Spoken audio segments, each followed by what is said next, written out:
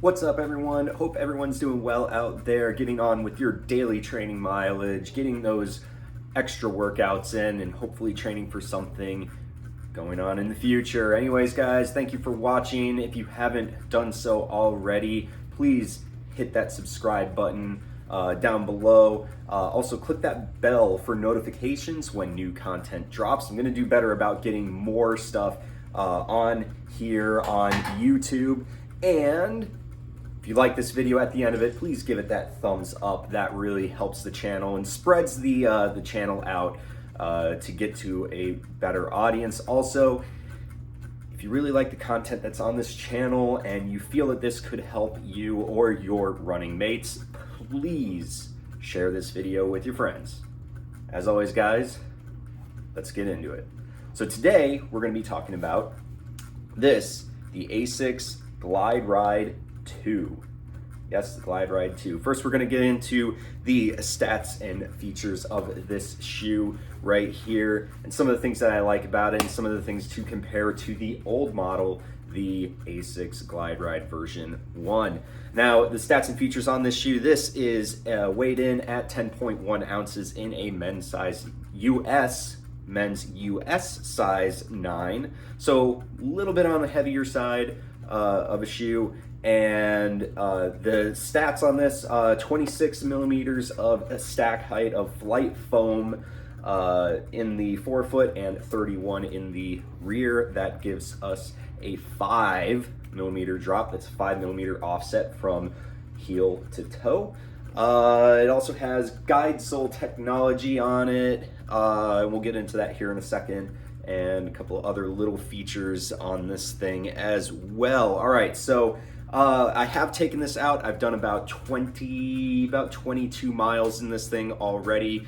A couple of different runs, couple of different paces, just to kind of see what it's like and see how I can compare it maybe to my Asics Glideride 1s, which I haven't done a video on. Why? Because those shoes came out in, I think it was like 2019. I got them about a year ago. I've put well over 100 miles in those shoes. They're definitely one of my favorite trainer shoes or long run shoes, which is why I ended up getting the Glideride version 2. So let's get into it. Engineered mesh upper. That is different from the Glideride 1, which used a jacquard mesh upper. It is actually, I like this version just a little bit better. It's a little bit lighter, a little bit more breathable. It kind of forms to your foot a little bit better. That being said, they didn't sacrifice any of the toe space. There's still plenty of room, plenty of volume in here to kind of move around, which is nice on those long runs. As not only does your toes, your feet kind of swell up, which allows a lot of space and a lot of room for it, but it also, gives your toes a little bit. So when you're running, if you need to move your toes around, kind of readjust yourself, you've got enough space for that. But it's not too much space where you feel like you're sliding about inside the shoe. Laces are pretty much the same laces as they were last year. The tongue is still very nicely padded, although I think it's a slightly less padded version than the version 1, which isn't a bad thing because it kind of saves weight over the top of the foot, but it still offers plenty of comfort. The laces don't ever feel like they're kind of cutting into your foot, which is fantastic feeling. It is not a gusseted tongue. Kind of wish it was, but in the event of saving weight, I can see why they didn't do it. It doesn't move around. I never felt the tongue kind of moving to one side or the other, so it does stay in place very well. Asics has always done a really good job making sure that even if they don't use a gusseted tongue, that the tongue just doesn't really move around on the top of your foot. So they did an excellent job here. Lacing system is really good. And again, this is kind of like an initial impression of the shoe. It's not my full review of the shoe, but it does lock down really well. I've never had an issue. The heel cup is really, really good. It's also a very stout heel counter back here. Get into that here in just a second. But I never had any heel lift issue as well. So the heel pocket and the lockdown over the top of your foot does really well. It does have this, the nice overlays on it, which provide, I'm sure, a little bit of structure over the top of the foot as well. Kind of adds a little bit of lockdown to it. So overall, lockdown really good so far. It does have some nice padding around. I won't say it's plush, because to me, plush is the Triumph 17 by Saucony. That shoe is like, you want to talk about plush, that's plush. This is kind of, it's very nicely padded, and it's great for a shoe that's a long run, designed as a long run shoe. Going to the heel counter here, like I said, very stout heel counter. You can't move that at all. It's like a tank. This thing is just absolutely like a tank. Does have a nice reflective piece right over here on the heel. You can kind of see it in the camera right there. Just really nice, but again, it's a tank. This thing is solid back here, which is really nice because it does provide a really good amount of structure when you're running, again, long run shoe. That's what this thing is designed for. So you want to have a little bit of stability because of your body. The longer you run, as your body is starting to break down, this shoe is going to be able to provide that support for those miles down the road. So feels really good as far as the upper is concerned. Really good. Not going to do a full complete comparison to the first one, but that's something that I think has kind of stayed from the first version to the second version, is just a really stout heel counter, a lot of support with this. Moving on to the midsole, it's got, now Asics just says flight foam on here. I can tell you that it is a dual layer from all the other websites that I've done, and you can also feel it when you actually squeeze your fingers into the midsole foams. There's a difference in density between this yellow foam up here and this white and blue foam down here. Okay, I'm gonna tell you that right now. So this yellow foam that's up at the top is regular flight foam. That's Asics, just regular flight foam material. So it's a little soft, it's a little, cushiony, kind of has that nice, landing. You kind of sink into it, and I won't say sink into it, but it does have a nice landing to it. So you just kind of, like a nice, little bit firm pillow on the initial landing. And then underneath that, you've got Flight Foam Propel, which is actually that logo right there, that little P that's right there. That stands for Flight Foam Propel. And Flight Foam Propel is their more dense, more responsive version of Flight Foam. That still has some decent squish to it. We'll do the, yeah, you can see that's durometer test. Look at that. I mean, I'm putting some force into this. It's not moving. So this Flight Foam Propel material is a lot more dense. It's a lot more responsive. So you kind of land in the softer Flight Foam at first, and then kind of work your way down into this Flight Foam Propel. And you have more of it here in the heel and a little bit less in the forefoot. And that kind of helps if you're a heel striker, which this shoe really benefits you if you're a heel striker, because it allows you to kind of absorb that impact in the heel and then roll forward. And we'll get into that roll here in just a second. But yeah, that's what we have in here. Technically in the midsole, you do have a half plastic plate here. It runs from about the midfoot all the way through the toe here. And this is not like a carbon fiber plate shoe where it's there to propel you, kind of act as a spring. It's really there for structure. So it acts as kind of a, as again, with the guide sole technology, you can see it's got this extreme rocker design here in the forefoot, and that's just to kind of help you with that rocker movement forward. So it keeps that structure. It doesn't flatten out. It doesn't change that. It just keeps that structure. So as you can see, there's no flexion there. I mean, I am putting some force into it. This is probably stiffer than some of the carbon fiber shoes that I've actually ran in. And I'm thinking up there, my Saucony Endorphin Pros are definitely one of those like really stiff carbon fiber shoes. And this almost feels stiffer than that. So, but it's there to just keep that rocker structure to help you roll through your gait cycle. Moving on to the outsole here, we've got AHAR Plus rubber, which from my experiences with the Nova Blast 1 and the Nova Blast 2, and even the Asics Glideride 1, this rubber will probably outlast the apocalypse and will be here about, I don't know, probably 3,000 years from now. There's probably tire manufacturers that are trying to figure out what they're using here, because it's got a ton of grip and it lasts forever. Because on both my Nova Blast One and my Asics Glideride, which both have like well over 100 miles on either one of those shoes. The outsoles on them are probably going to outlast the midsole material that's on them.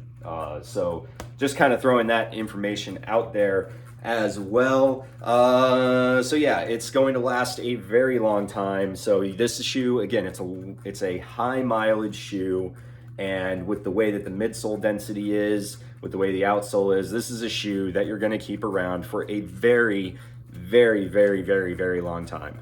If I had to go based on predictions right now, easily for a heavier runner, straight pavement, no whatever, even with the roads that for me are like sandpaper, I see this shoe going 400, 500 miles on a heavier runner. Probably if you're a lighter weight runner, using more smoother paths, I would say probably go 800 plus, easily. So my initial runs, how did they feel? So the upper is great. I really like the upper. It's nothing that I would write home about. It's nothing that I would say is like, wow, this is gonna blow your mind. It's just a very comfortable, solid, traditional upper with a little bit of structure here in the heel cup to kind of give you that stability. But it breathes really well, even in the Florida heat, hot weather that we have. The tongue is really comfortable. The heel color is really comfortable. So it's nothing I would considerably write home about, but on if I had to do a scale of 1 to 10, I'd probably hit it right dead at a 7.5. It's average. It's an average upper using average materials, but they just built it really well, and it's going to last a long time. So I'd go 7.5, which is a standard score for me on the upper material here.